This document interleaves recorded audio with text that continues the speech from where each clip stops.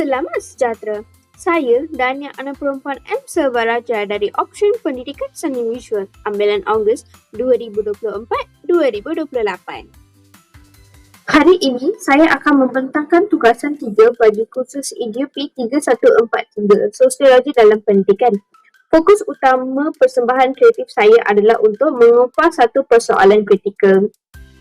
Baiklah, mari kita bincang tentang rancangan besar Malaysia untuk mentransformasikan sistem pendidikan ke arah digital bukan sekadar tentang kemajuan teknologi, malah melibatkan isu yang lebih fundamental iaitu mobiliti sosial. Apa itu mobiliti sosial? Mobiliti sosial merupakan nadi masyarakat yang menjamin bahawa setiap generasi baharu mempunyai peluang untuk mencapai kehidupan yang lebih baik tanpa mengira latar belakang keluarga mereka. Sejak zaman dahulu, pendidikan telah diiktiraf sebagai enjin utama mobiliti sosial di Malaysia.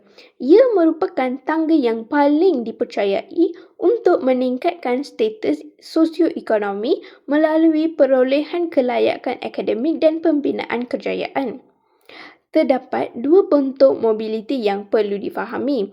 Yang pertama, mobiliti mendata. Mobiliti mendata merupakan perubahan pekerjaan tanpa melibatkan peningkatan status atau pendapatan yang ketara. Yang kedua, mobiliti menegak.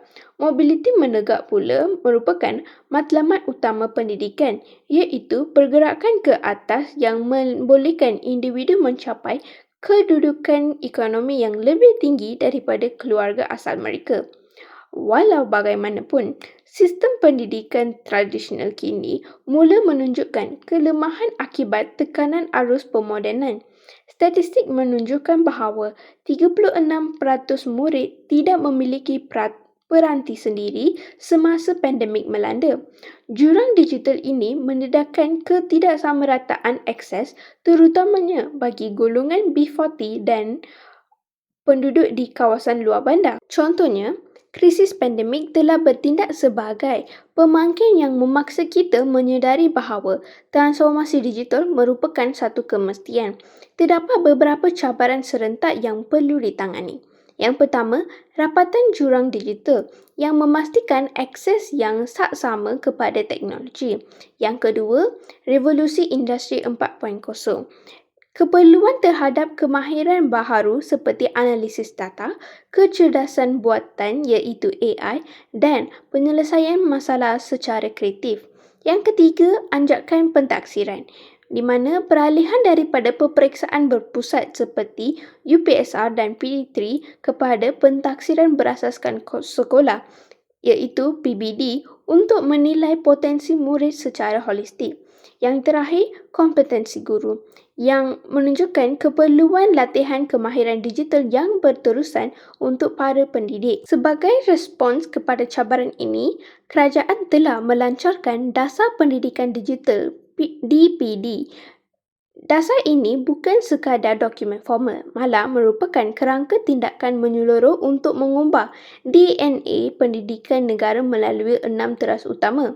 Teras 1 ialah murid fasih dalam digital. Teras 2, pendidik kompeten dalam digital. Teras 3, budaya kepimpinan digital berwawasan. Teras 4, pengukuhan infrastruktur dan infrastruktur. Teras 5, kandungan digital berkualiti. Teras 6, struktur organisasi dan komitmen rakan strategik. Keseriusan kerajaan dibuktikan melalui peningkatan peruntukan dalam bajet Kementerian Pendidikan dari tahun 2022 hingga 2026. Antara inisiatif yang dilaksanakan termasuklah program My Device, My Digital Teacher dan permekasaan platform Delima 2.0. Lonjakan digital ini bertujuan untuk membina tangga baharu yang tidak lagi bersandarkan kepada hafalan buku teks semata-mata. Fokus ini diberikan kepada melahirkan murid yang fasih digital dan menguasai elemen 6C iaitu critical thinking, creative thinking, collaboration, communication, character dan citizenship.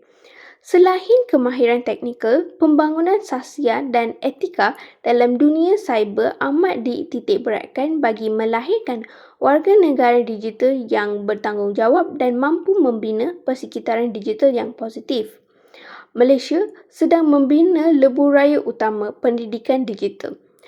Persoalan kritikal yang perlu dijawab adalah bagaimana memastikan tiada murid yang terpinggir daripada arus perdana ini. Keupayaan kita untuk memastikan setiap murid tanpa mengira lokasi dan taraf ekonomi dapat mengakses kemudahan ini bakal menentukan kejayaan sebenar revolusi pendidikan digital di negara kita.